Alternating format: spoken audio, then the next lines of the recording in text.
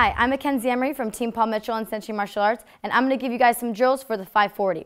540 is one of the hardest tricks I notice people have to get through because it's the bridge between the tornado kick and some of the other intermediate tricks that we have. We're basically doing a tornado kick landing on our kicking leg. A tornado is when we start from the front with our front foot, step to the back, look to the front with our left knee up to the ceiling, switch your feet, kick, spin around to the front. Now we're going to take that kick, land on our kicking leg, which is the problem that most people have with the 540 is getting to land on that kicking leg. Here's a fun drill for you guys to get that down. So we're going to start the same way as a tornado kick. Guarding stance step to the front, right leg to the front. We're going to step all the way to the back. Same thing as a tornado kick. Left leg, other leg's going to go to the ceiling, up.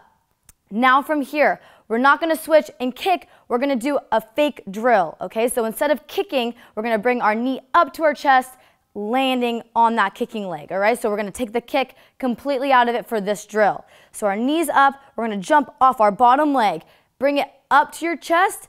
As you do that, you're going to turn to the back, land on that kicking leg, spin out to the front.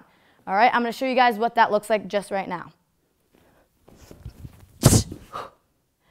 All right, from there, what you're going to do from the 540 drill to the 540 is just add that kick, all right, which you already will know from the tornado kick. All right, that's the hardest part. Another drill for the kick is when you're about to kick over, turn your hips to the wall all the way through.